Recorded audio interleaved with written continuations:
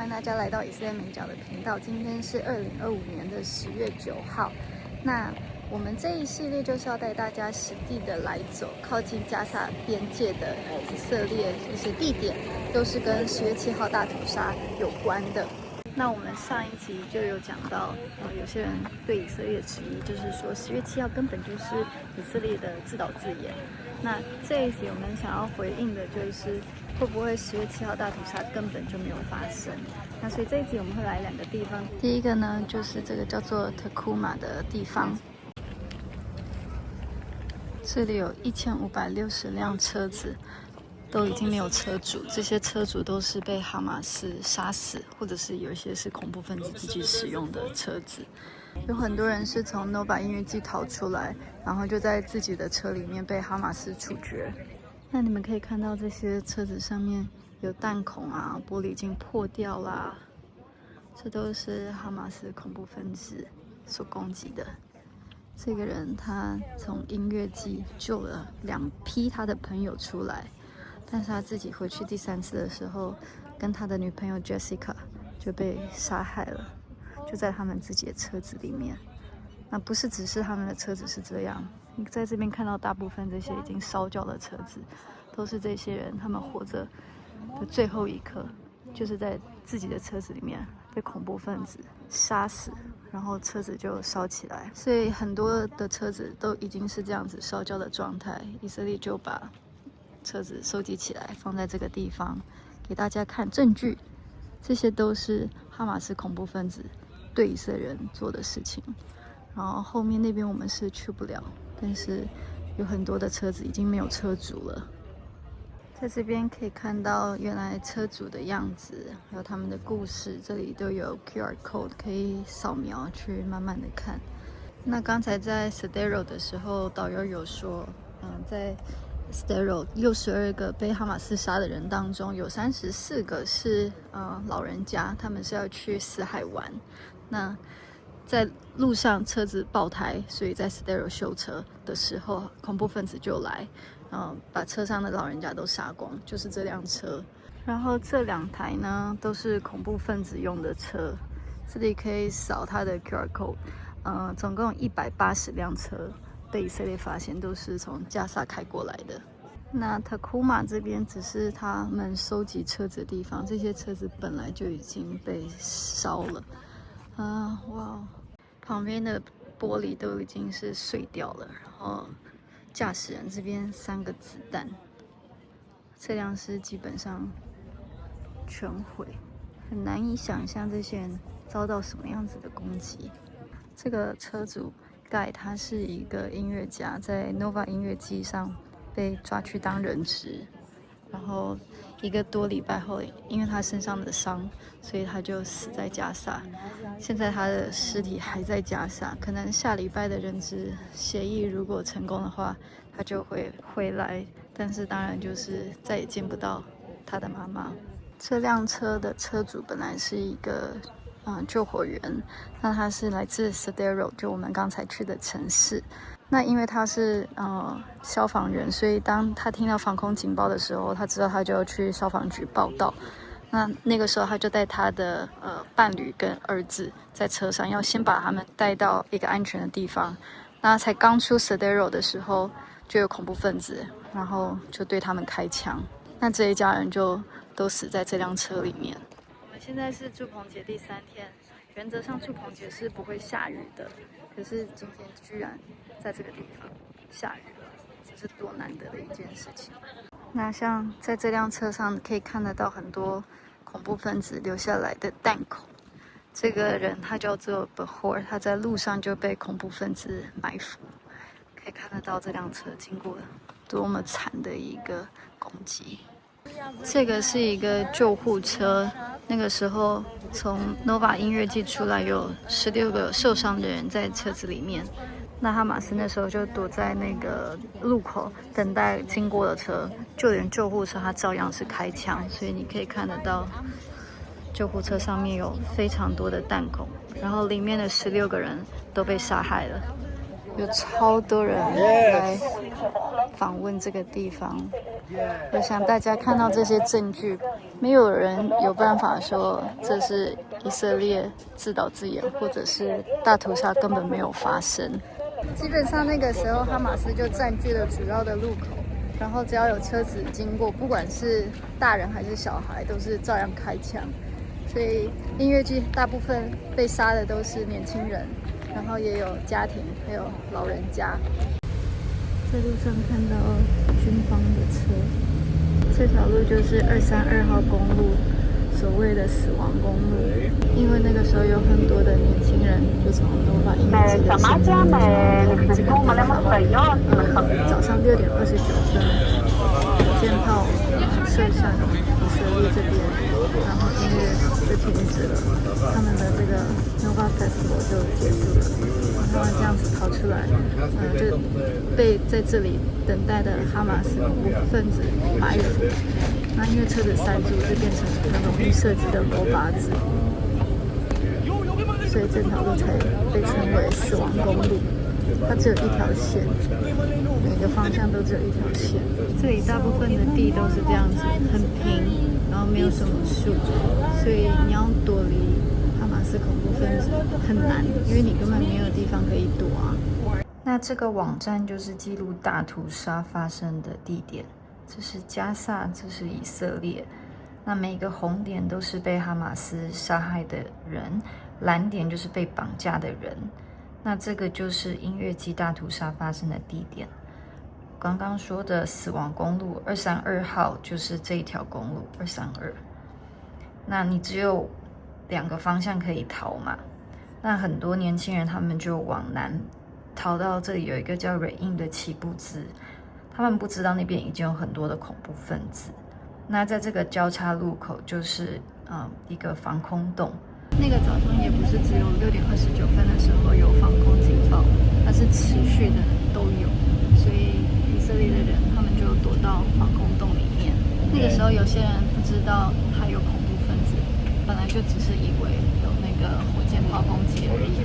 那防空洞是不能上锁的，所以躲在里面的人也像是就是被宰的羊羔那样子，马上就成为很容易被杀害的目标。那很多从音乐季逃出来的年轻人就躲在这个防空洞，可是哈马斯恐怖分子就是在这里向他们开枪、丢手榴弹，杀害了很多人以后，也绑架一部分的人到加萨。那像这个蓝色的就是被绑架到加萨的，红色的就是被杀害的。那这里有一个叫做 Hirsch 的，我之前影片也有讲过他是先被抓到加萨，最后死在加萨。他就是从这个防空洞被绑架走的。我们现在停在路边，那这一个防空洞就是 Hirsch， 当初被哈马斯掳走的这个防空洞。在这个地区都有这样子的防空洞，就是在预防说，如果天空中有那个火箭炮从加沙射来的话，要有一个安全的地方可以躲。当时有一辆车子，它的行车记录器一直在跑，所以把一切哈马斯向以色列人做的画面都拍了下来。哈马斯他们丢手榴弹，然后开枪进来，就是扫射在防空洞里面的人。那防空洞非常的小，那个时候塞了可能至少40个人。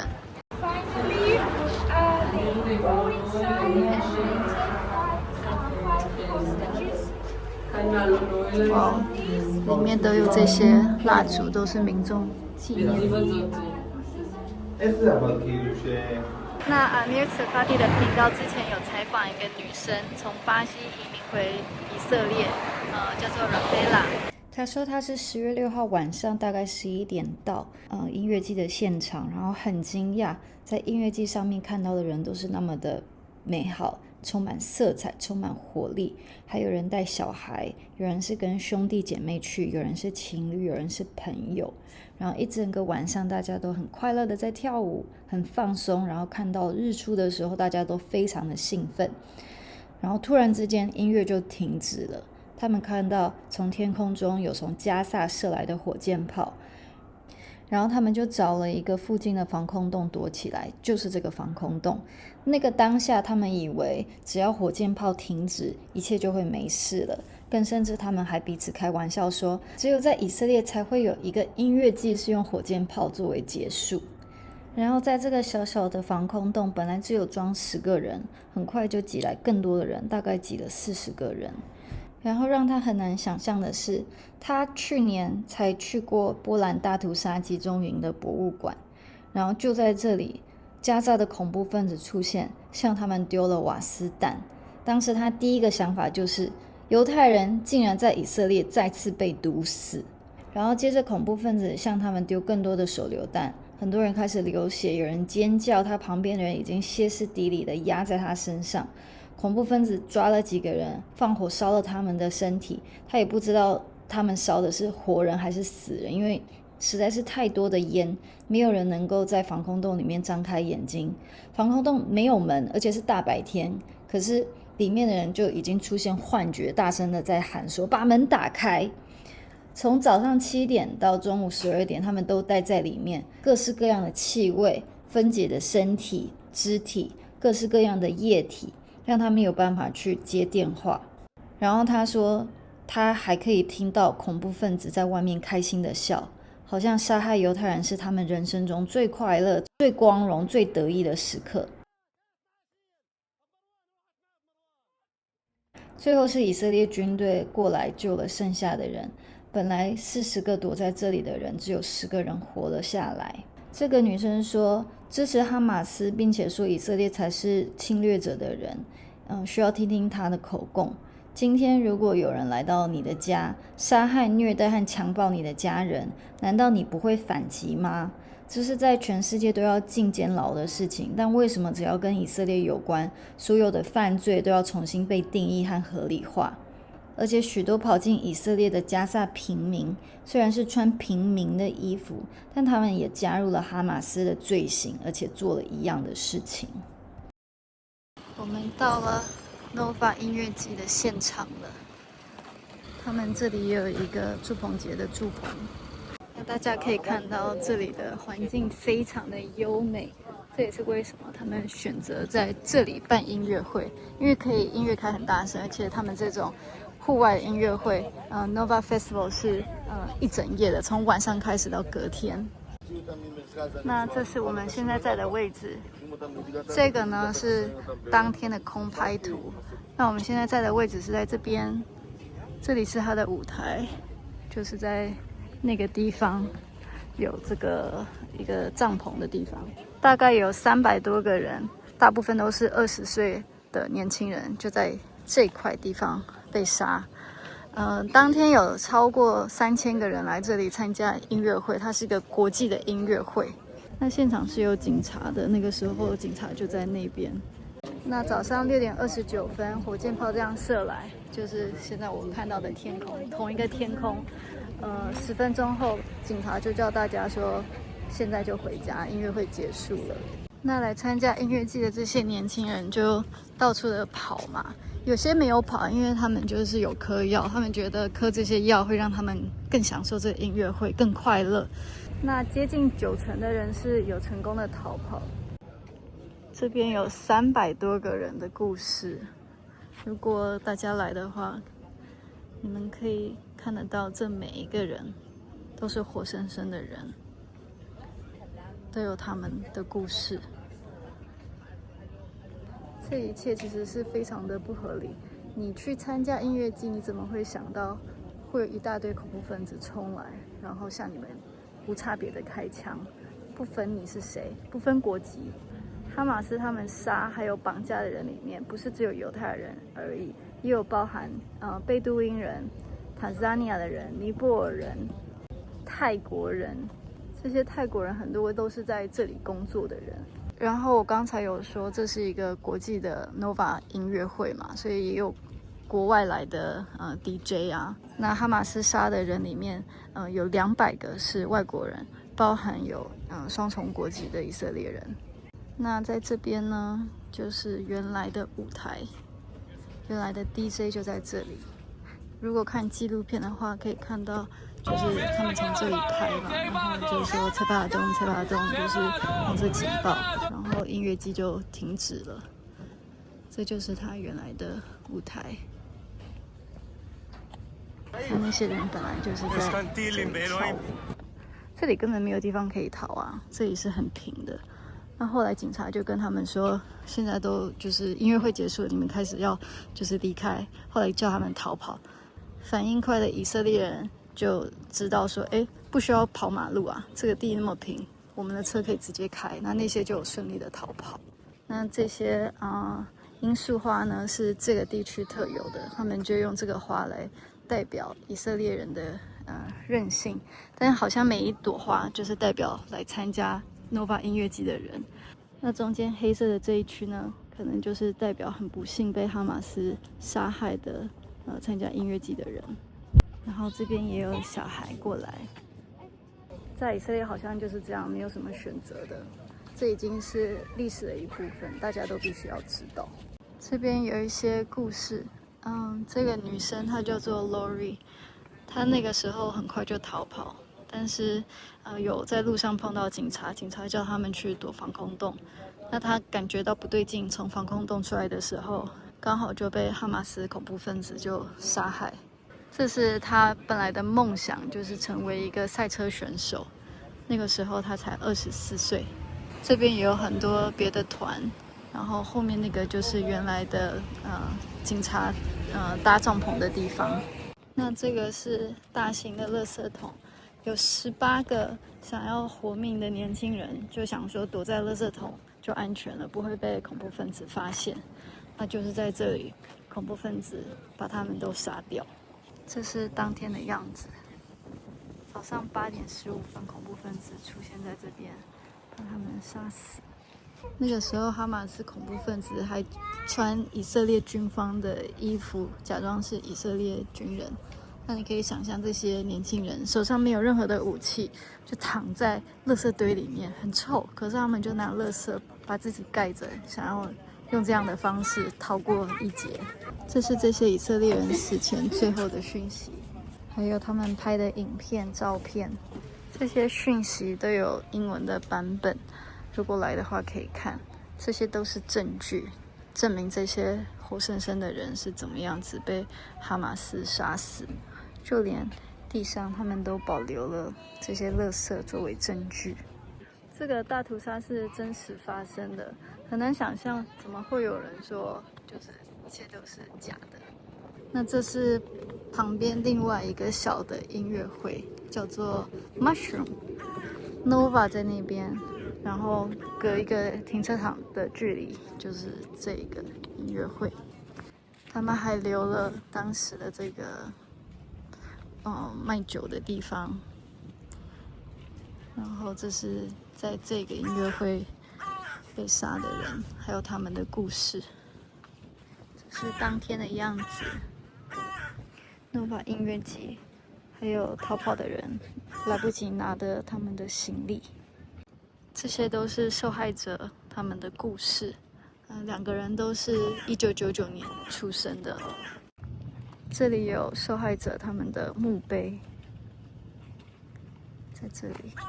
那这个防空洞呢，本来是在伽马这个路口，然后在这里有2个以色列人被杀 ，Ron 跟 Dan， 所以他们就把这个防空洞，路边的防空洞放在这里作为纪念。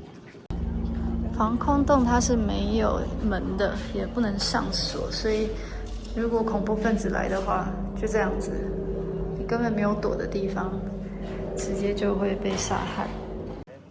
那这个是另一个防空洞，它是真的放在这里给我们用的。如果现在防空警报响的话，我们就要冲来这里。那网络上有很多 Nova Festival 的纪录片，或者是生存者，他们那时候拍的影片。我觉得很难去否认说真的大屠杀在这里发生过。